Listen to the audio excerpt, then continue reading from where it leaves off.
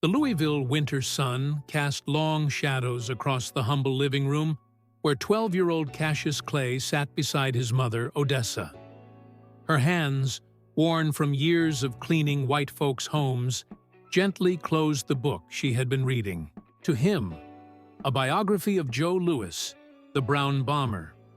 The year was 1954, and the world that existed outside their segregated neighborhood seemed impossibly distant for a young black boy from Kentucky.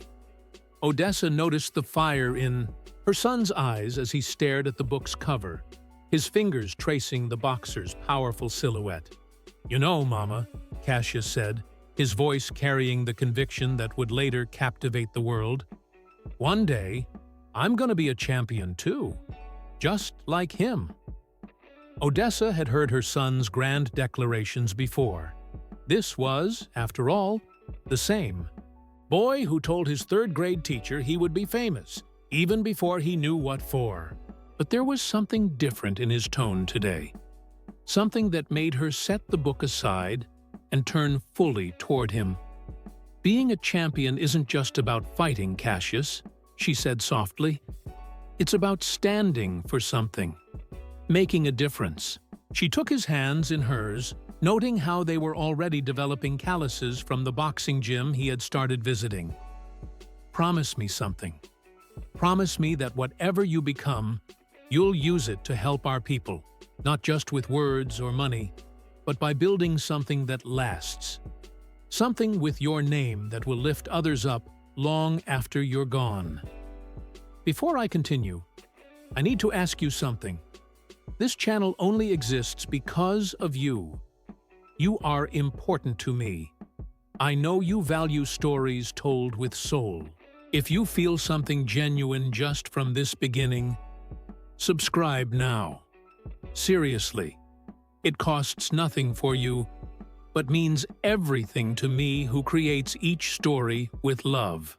"I promise, Mama," young Cassius replied without hesitation, squeezing her hands tightly. "I'll build something that helps people, something that will make you proud." Neither of them could have imagined the journey that would unfold from that simple childhood promise. A promise that would survive Olympic gold, a conversion to Islam, the forfeiture of the heavyweight title, exile, triumphant comebacks, and eventually, the slow imprisonment of Parkinson's disease. A promise that would take 40 years to fulfill, but one that Muhammad Ali never forgot, even when he could no longer remember the names of those closest to him.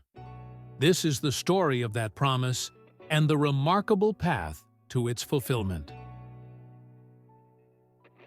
By 1960, Cassius Clay had transformed from a skinny kid with dreams into an Olympic gold medalist, his neck draped with America's highest athletic honor in Rome.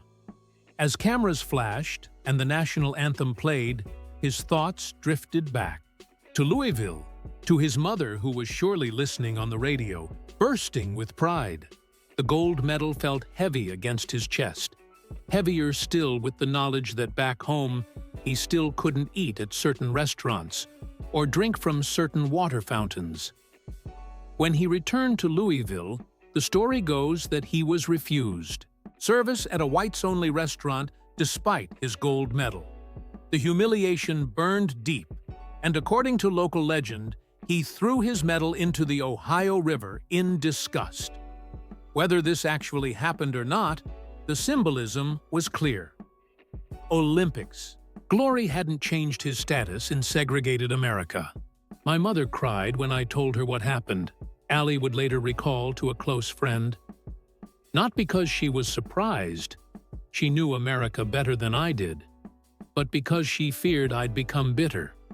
She reminded me of my promise, said that anger breaks things down, but building things up is how you really change the world."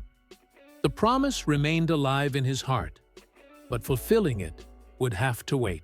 First, he had a world to conquer.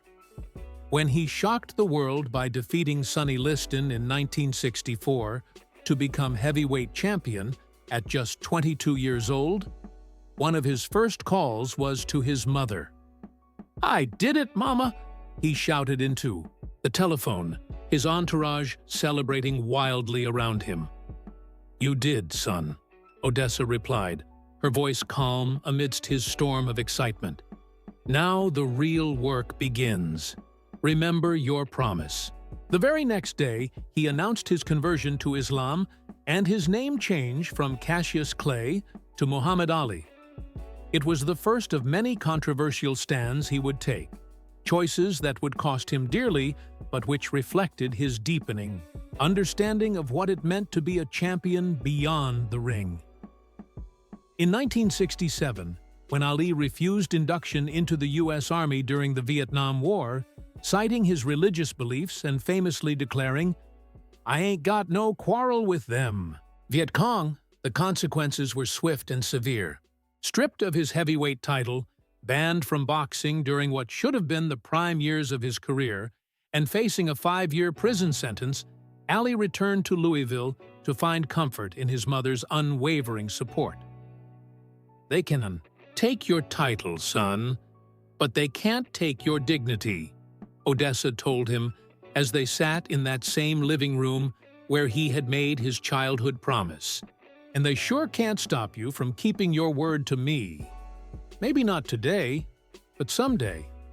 Ali nodded, understanding that his mother's faith in him extended beyond boxing championships to the man he was becoming through these trials.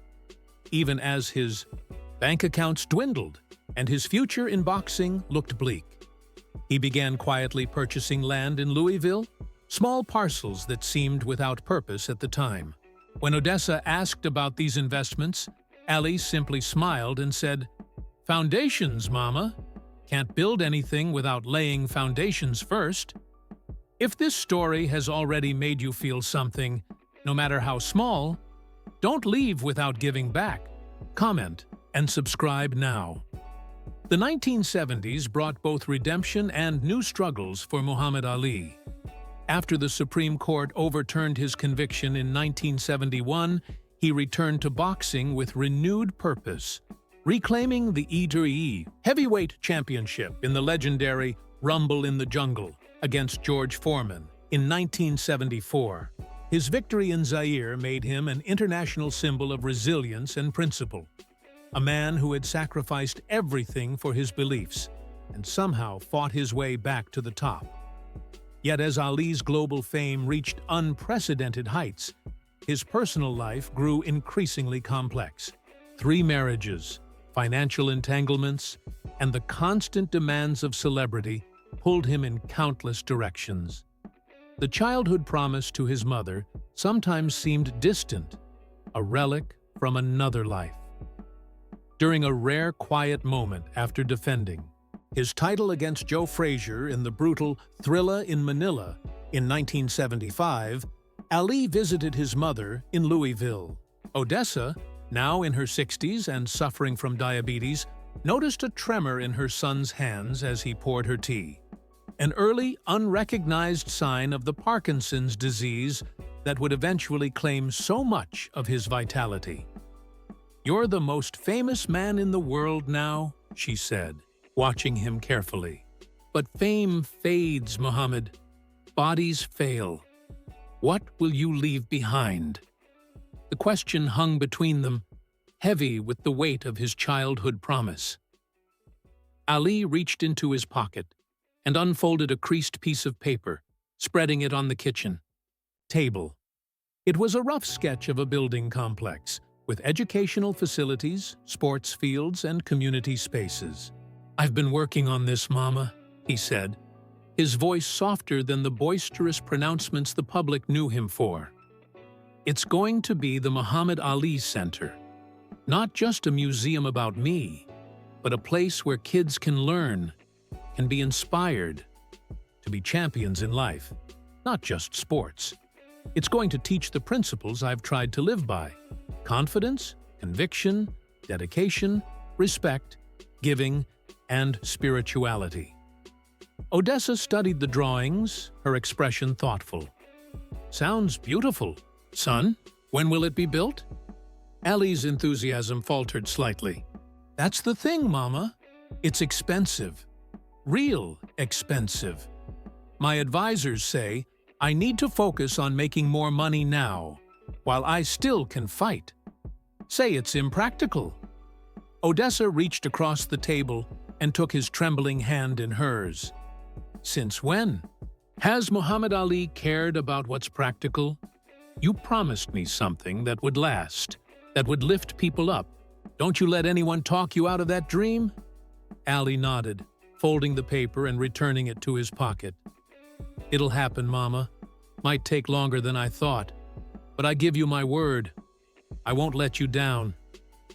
As the 70s gave way to the 80s, Ali's boxing career came to its inevitable end. His final fights were painful shadows of his former glory. His once lightning reflexes dulled, his famous floating footwork grown heavy.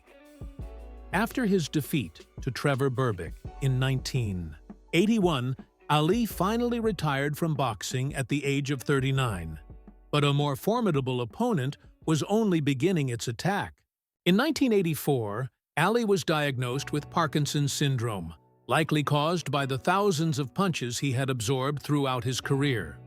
The disease began its slow, relentless assault on the physical gifts that had made him extraordinary: his speed, his coordination, his voice. During this difficult period, Odessa's health also declined. Her diabetes worsened, requiring multiple hospitalizations. Ali, despite his own struggles, remained a devoted son, visiting regularly and ensuring she received the best care possible. During one such hospital stay in 1986, Odessa reminded him once more of his childhood promise. "Time's running short for both of us," she told him, her voice weak, but her gaze still strong. "I want to see your center before I go." "You will, Mama," Ali assured her, though the tremor in his voice matched the one in his hands. Plans are moving forward, slowly, but they're moving. The truth was more complicated. While Ali genuinely wanted to build his center, financial mismanagement by past advisors had left him with far less wealth than someone of his stature should have possessed. Moreover, his worsening condition made it difficult to focus on long-term projects when daily life itself was becoming an increasing challenge. When Odessa Clay passed away in 1994, the Muhammad Ali Center existed only as architectural drawings and a small foundation with modest funding. At her funeral, Ali, his once booming voice now reduced to a whisper, made a new vow as he stood beside her casket. "I will build it, Mama. If it's the last thing I do, I will keep my promise to you." The disease continued its merciless progression through the 1990s, transforming the once lithe champion into a man whose body betrayed him more with each passing year. His face, once so expressive and animated, settled into a mask-like state. His voice, which had hypnotized the world with its poetry and proclamations, diminished to a whisper. Yet somehow, paradoxically, as his physical presence diminished, Ali's spiritual and symbolic significance seemed to grow. When he lit the Olympic torch in Atlanta in 1996, his hand shaking uncontrollably as he held the flame high, the world witnessed both his vulnerability and his indomitable spirit.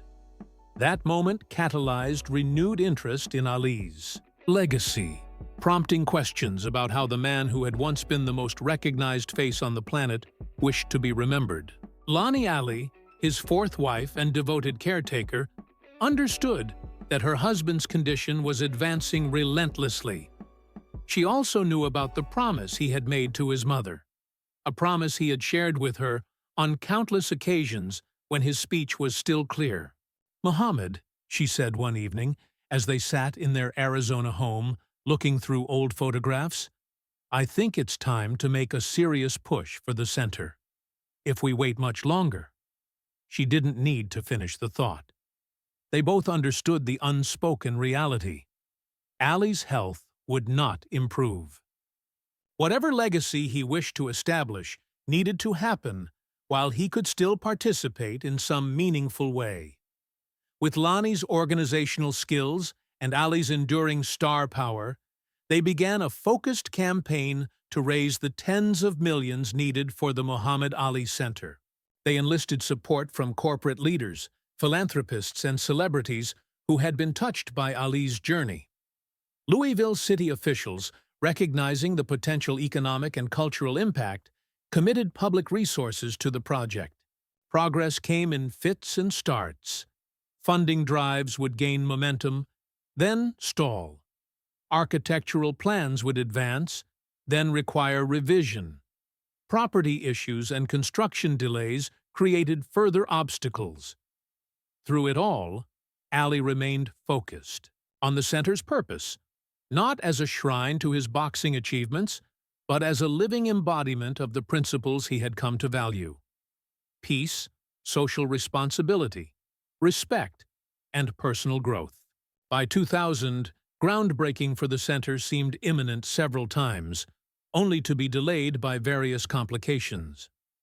Ali, now nearly 60 and increasingly limited in his mobility and communication, felt the pressure of time acutely. During a rare moment of clear speech, he confided in Lonnie, "My mother is waiting. I can feel her waiting." The new millennium brought both challenges and breakthroughs. After the September 11th attacks in 2001, Ali's voice as a Muslim peace advocate became more relevant than ever. Despite his physical limitations, he spoke out against those who would use his religion to justify violence, reinforcing his lifelong commitment to tolerance and understanding. This renewed visibility helped attract international support for the center project. Finally, in 2005, 40 years after his childhood promise, Muhammad Ali stood on a construction site in downtown Louisville. His hand, permanently clenched by Parkinson's, gripped a ceremonial shovel as cameras flashed. The Muhammad Ali Center was at last becoming a physical reality. During the groundbreaking ceremony, Louisville's mayor referenced the long journey to this moment. Some promises take a lifetime to keep. Today, Muhammad Ali keeps a promise he made decades ago to create something that would inspire generations to come.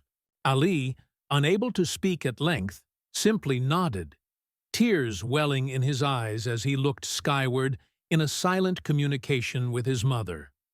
The assembled crowd, understanding the significance of the moment, rose in a standing ovation that seemed to stretch for eternity.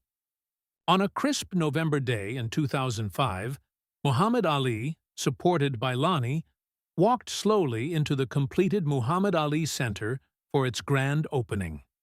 The 6-story, 50,000-square-foot cultural and educational complex stood proudly.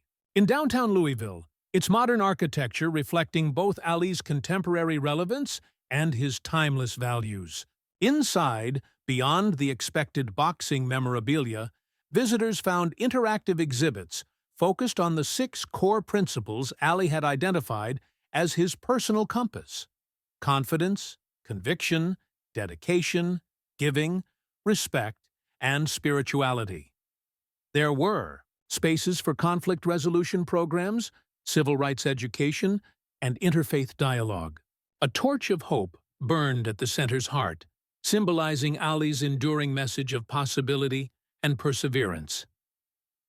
As he toured the facility for the first time, Ali's typically impassive face occasionally broke into his familiar smile, especially when he encountered groups of schoolchildren there to learn about his life and values.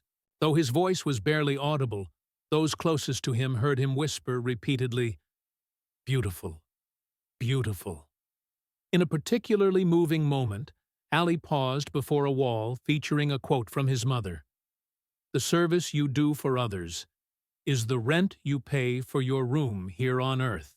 He reached out a trembling hand to touch the words, his eyes closing briefly as if in prayer or communion. Later that evening, during a private moment in the center's garden, Lonnie found Ali sitting alone, looking up at the stars. "What are you thinking about?" she asked, placing a gentle hand on his shoulder. "My mother," he whispered. "Promise kept." The center quickly became more than just a tourist attraction. True to Ali's vision, it developed into an active hub for social justice initiatives, educational programs, and community outreach. Its impact extended far beyond Louisville, with global programs fostering international understanding and humanitarian efforts. In the years that followed, as Ali's condition continued to deteriorate, the center served as a voice when his own voice failed. It advocated for the causes he had championed: religious tolerance, racial equality, and peace. It provided scholarships to underprivileged youth and hosted dialogues between communities in conflict. Most importantly, it translated the abstract principles that had guided Ali's life into concrete actions that improved the lives of others. Perhaps the most profound testament to the center's fulfillment of Ali's promise came not from politicians or celebrities, but from the countless young people who found inspiration within its walls. Children from Louisville's West End, the same neighborhood where young Cassius Clay had once been told what he couldn't do because of his color, now heard a different message: that with conviction and character, they could become champions in whatever field they chose.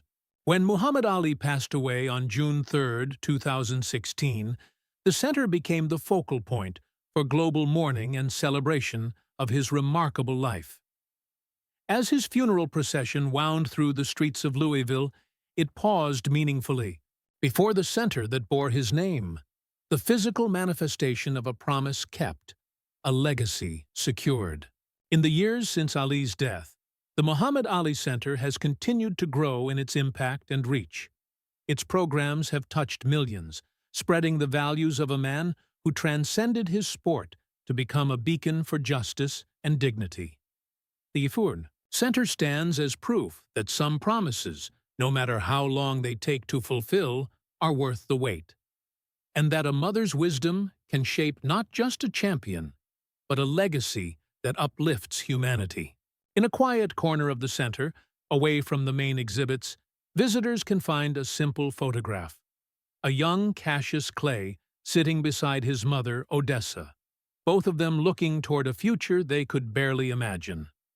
Beneath the photo is a quote from Ali, recorded during the center's opening: "Everything I became, she taught me. Every value I hold, she instilled. And this place, this is for her." A promise that took 40 years to keep, but the best promise I ever made. For those who knew the full story, this modest display might be the most powerful in the entire center. A reminder that behind every public triumph lies a private covenant, and that even the greatest of all time began with a promise to his mother. If you've made it this far and felt every word, won't you leave without subscribing? I tell these stories with my heart in my hand, to reach people like you, who feel, who get emotional, who live. If this truly touched you, give back. Comment, subscribe. Come be part of this family with me until the next video.